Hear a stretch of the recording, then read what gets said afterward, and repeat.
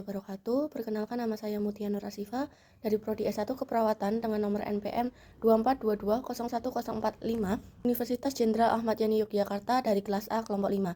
Di sini saya akan menjelaskan sedikit tentang nama-nama serta fungsi-fungsi setiap bagian sel dalam gambar peta buta ini. Pertama-tama, hal yang perlu disiapkan yaitu modul praktikum, biomedik, dan pulpen.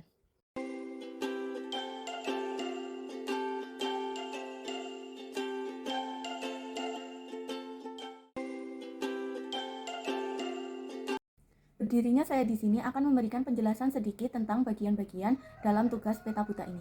Yang pertama ada vesikel pinositotik. Vesikel pinositotik adalah vesikel kecil yang terbentuk akibat proses pinositosis, yaitu proses membawa molekul kecil yang terlarut dalam cairan ekstraseluler ke dalam sel. Jadi vesikel pinositotik adalah suatu ruang yang dikelilingi membran sel dan memiliki fungsi sebagai wadah transportasi guna menyimpan dan mengangkut zat cair antar organel dalam sel dan ke membran sel hewan. Bagian kedua yaitu lisosom.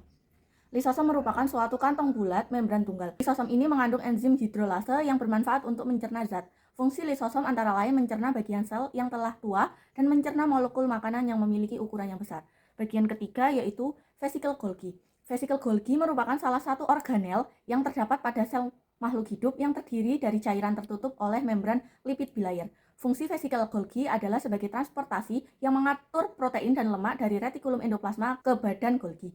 Bagian yang keempat yaitu retikulum endoplasma atau RE ini terbuat dari kantong-kantong pipih dengan membran tunggal yang dinamakan dengan sisterna. RE terhubung dengan selaput inti sel. RE berperan dalam transport diet.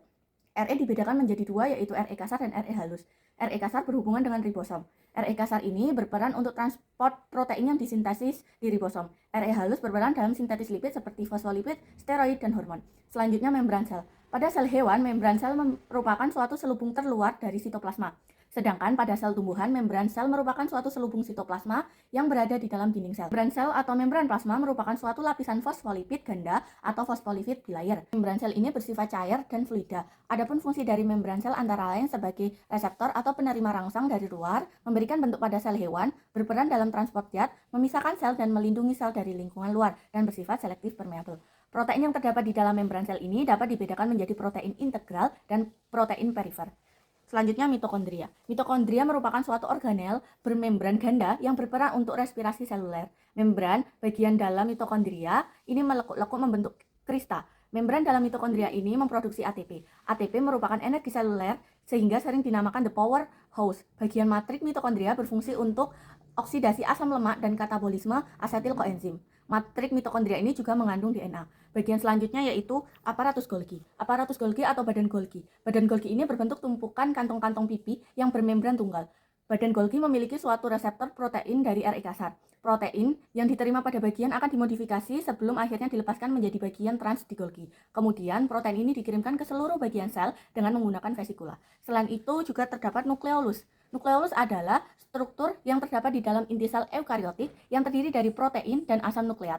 Nukleolus juga dikenal sebagai anak inti sel. Nukleolus memiliki beberapa fungsi, yaitu diantaranya transkripsi RNA ribosom, pemrosesan rRNA, perakitan subunit ribosom, penginderaan stres seluler, pengaturan metabolisme, pembentukan protein, dan pemberian nutrisi. Nukleolus merupakan bagian utama dari inti sel, bersama dengan selubung inti nukleoplasma dan kromosom. Nukleolus tidak bermembran dan terlihat seperti massa granula berwarna gelap yang bergabung dengan bagian kromatin. Inti sel atau nukleus. Inti sel hanya dimiliki oleh sel eukariotik. Inti sel merupakan suatu bagian yang paling mencolok di sel dan dibatasi oleh membran inti. Di dalam inti sel ini terdapat anak inti sel atau nukleolus yang merupakan suatu tempat pembentukan dan pematangan RNA ribosomal. Adapun fungsi dari inti sel yaitu sebagai berikut. Mengatur proses ekspresi gen, merupakan tempat terjadinya replikasi DNA dan transkripsi, mengendalikan proses metabolisme sel, dan menyimpan informasi genetik atau DNA. Bagian selanjutnya yaitu sentriol. Sentriol dibentuk dari protein mikrotubulus. Sentriol ini berperan dalam membentuk benang-benang spindle pada saat pembelahan sel. Benang-benang spindle ini memiliki peran untuk mengatur pergerakan dan pemisahan kromosom pada saat pembelahan sel. Selanjutnya yaitu mikrotubulus. Mikrotubulus adalah organel sel di dalam sitoplasma semua sel eukariotik. Bagian ini juga merupakan komponen utama ketiga dari sitoskeleton. Mikrotubulus berupa silinder panjang yang berongga dengan diameter luar kira-kira 25 nanometer dan diameter dalam kurang lebih 12 nanometer.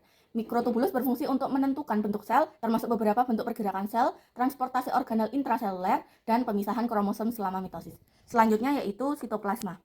Sitoplasma merupakan suatu cairan yang berada di dalam membran plasma selain inti sel. Sitoplasma ini tersusun atas sitosol atau berbentuk seperti gel atau bersifat kolit. Kemudian tersusun atas sitoskeleton atau rangka sel dan terkait organel-organel.